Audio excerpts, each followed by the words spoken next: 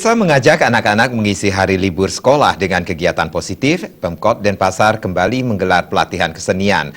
Ratusan siswa dilatih kesenian tabuh, suling, rebab, dan mekendang dalam pelatihan yang akan berlangsung hingga awal Juli.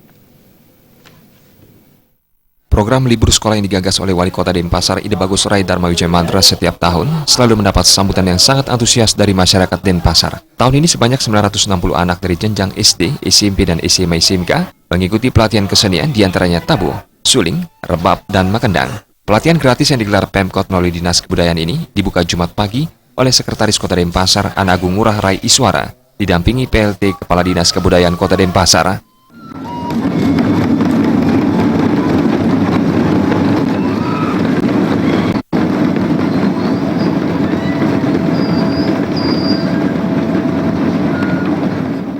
Ditemui usai membuka kegiatan, Sekda Rai Iswara mengatakan pelatihan ini tentu sejalan dengan visi Kota Denpasar, yakni mewujudkan Denpasar kota berwawasan budaya, di mana kesenian merupakan salah satu unsur yang membingkai budaya. Panjangnya masa liburan sekolah, seyogyanya mesti diimbangi dengan kegiatan yang positif dan bermanfaat bagi anak. Salah satunya adalah dengan berlatih kesenian ini.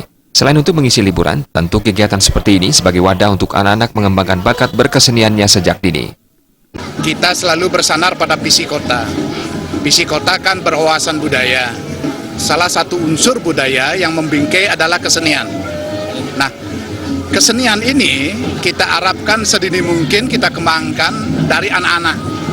Nah, mumpung anak-anak libur sekarang ini, kita ajak dia beramai-ramai untuk memperkaya khasanah dirinya, ya, dalam rangka membingkai kota yang berwawasan budaya ini. Oleh sebab itu, Pak Wali Kota men-stressing kepada kita semua, jadikan liburan ini untuk kegirangan anak, tetapi kegirangan itu bersandar pada budaya seni yang kita tekuni.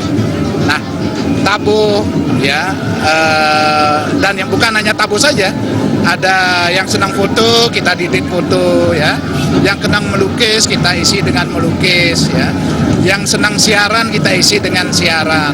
Nah, oleh sebab itu, kita mengimbau orang tua, masyarakat untuk bersama-sama mendukung pola Pak Wali Kota yang relatif baik ini.